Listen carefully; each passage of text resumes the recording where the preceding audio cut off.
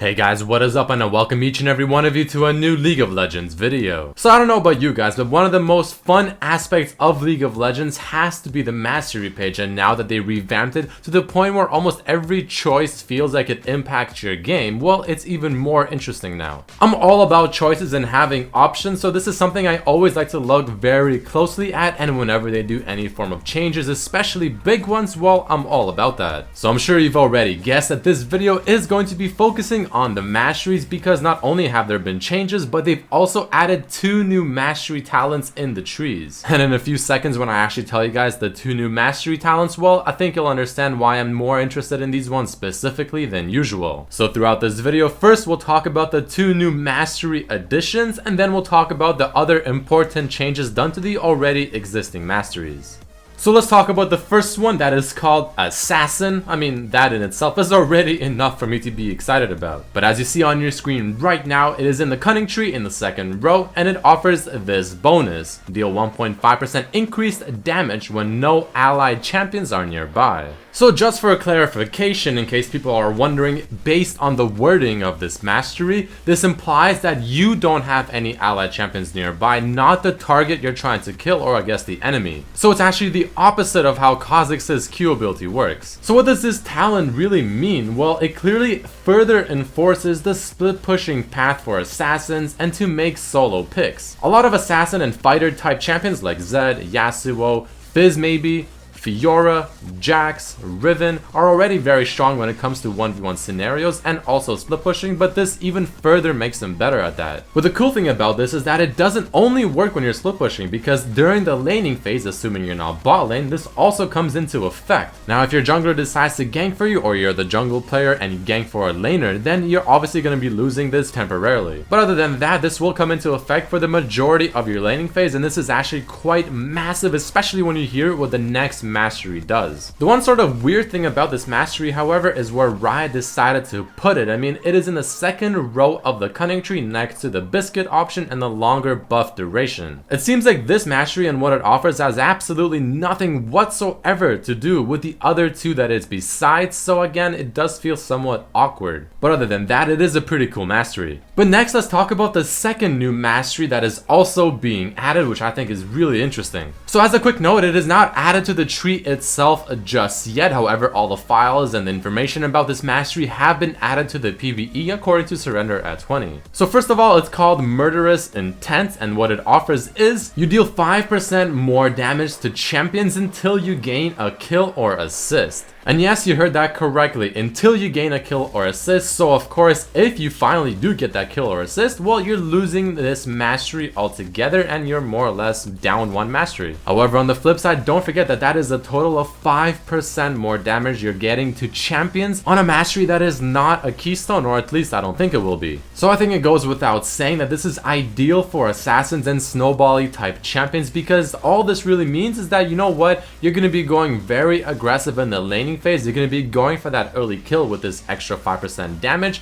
and you're going to be trying to snowball off of that. So the intent of this one does obviously seem to buff your laning phase and make it even stronger. I mean, the meta is currently to win the laning phase, snowball, and win the game as fast as possible, so this complements that quite well. Now imagine if you have this mastery, you have the assassin one I just talked about, you have Merciless, which deals bonus damage to targets under 40% HP, and you have Oppressor dealing 2.5% bonus damage to targets that are CC'd. That's a total of 14% increased damage. And the last thing to talk about with this mastery specifically is, well, where is it gonna go? So we already know that the assassin one is of course in the cunning tree in the second row, but if I had to guess, Murderous Intent will be in the ferocity tree, whether it's in the second row or maybe the 4th row, since Murderous Intent is very similar to Bounty Hunter, Oppressor, and Double-Edged Sword. But then it makes things confusing when you consider where Assassin was placed, again beside 2 masteries that don't really relate to each other whatsoever. But the main thing about it is that we know what it does and we know Riot's intent behind these changes. So it seems like Riot is putting a lot of focus to assassin and snowbally champions, and specifically the AD assassins, because what I'll talk about next even further backs this up. So now we're quite aware of what Riot potentially, or most likely, has their sights on in terms of buffing and making them even better. And naturally, as someone that actually really enjoys playing these types of champions, I'm actually very excited. So next, let's talk about some of the small changes they're doing to the already existing granting masteries and keystones. So first we have Deathfire Touch, where they're increasing the base damage of it up to 8 from 6, but it now takes 4 seconds to deal the total damage rather than 3. Not entirely sure how I feel about this. I mean, I'm not a huge fan of Deathfire Touch to begin with, but I mean, a 2 damage base increase is really quite irrelevant, and the fact that it takes a full second longer to deal its total damage now is also quite bad. So I guess we'll see how it plays out when it finally comes onto the live servers. The next change we have is Fervor of Battle, where now it only gains its stacks and charges whenever you only hit enemy champions, not just hitting anything in general, but at least now you have a full extra second to keep the charges before they get lost. This is definitely a big hit because now chances are you're going to be starting a fight with 0 charges of Fervor of Battle, because I mean, you obviously can't get any charges unless you do hit an enemy champion, so this is not super good. But then on the bright side, the savior of masteries, we have Thunder Lord's Decree, the mastery that everyone and their mother now uses in League of Legends because of just how useful it is, especially for the current meta. Well, the cool thing now is that this has increased its AD ratio by 10%, further backing up how Riot seems to be focusing a bit more on the AD type champions. Then after this we have Bond of Stone, where the damage reduction now is 3% from 2%, and the damage to ally transfer now is 6% over 8 instead. Just thought I would throw that in there since Bond of Stone is considered one of the better defensive masteries. But another really cool change, or at least I think it is Precision, where the armor penetration now is just flat out higher at every rank of this mastery,